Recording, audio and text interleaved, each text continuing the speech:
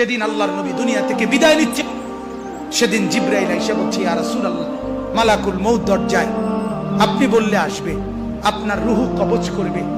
আল্লাহর নবী বলেন, আল্লাহকে জিজ্ঞেস করো জিবরাইল, আমি যদি আমার আল্লাহর কাছে যাই, আমার উম্মতের সাথে আমার আল্লাহ কি আচরণ করবেন ওটা বলো, তারপরে আমি যাব।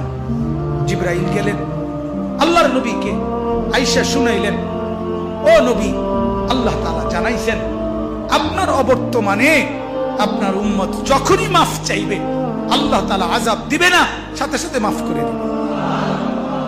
আপনি যেমন মাফ চাইছেন তখন যেমন মাফ করছে, আপনার অবর্তমানে আপনার উম্মত নিজে নিজে মাফ চাইলেও আমি আল্লাহ মাফ করে দেব।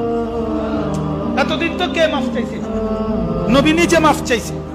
এখন তো আপনি না থাকলেও আমি ওয়াদা দিলাম, আপনার উম্মত যদি নিজে নিজেও মাফ চায় আমি মাফ করে দেব।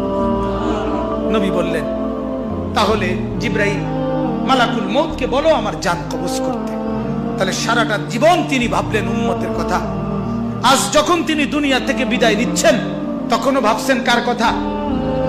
নবীজি সাল্লাল্লাহু আলাইহি সাল্লাম যখন ইসরাফিল সিংহা ফু দিবে, দ্বিতীয় ফু, সবাইকে যখন হাসরের ময়দানে উঠানো হবে, তখন প্রথম উঠানো হবে আমাদের নবীকে। হাদিসে আছে 4 ফেরেশতা জিবরাইল, মিকাইল, ইসরাফিল, আজরাইল আসবেন নবীজির রওজা মুবারকে। এসে সবার পক্ষ থেকে জিবরাইল ডাক দিবে, ইয়া রাসূলুল্লাহ, হাসরের ময়দানে যাওয়ার জন্য আপনি কবর থেকে ওঠেন। হাদিসে আছে আল্লাহর নবী সাল্লাল্লাহু আলাইহি সাল্লাম কবর থেকে চোখ মেলবেন, আর উঠে দাঁড়াইতেই কপালের বালু মুছতে মুছতে তাকাইয়েই বলবেন প্রথম কথা, জিবরাইল, তোমরা শুধু 4 জন ফেরেশতাই আসলা আমাকে নেওয়ার জন্য, আমার উম্মত আসে নাই। আমার উম্মত কোথায়? আমার উম্মতের হালাত কি? আমার উম্মত কি আমার বর্তমানে জাহান্নামে চলে গেল নাকি? জিবরাইল তখন বলবেন, হায় ইয়া রাসূলুল্লাহ, আজও ভুললেন না, আজও ভুললেন না, আজও সেই উম্মত যাওয়ার দিনও বললেন, দুনিয়ায় থাকতেও বললেন, আজও বললেন। আপনার উম্মতের এখনো উঠেই নাই, এখনো তো কবর থেকে কেউ তুলে নাই, আপনাকে তুলেই বাকিদেরকে উঠানো হবে।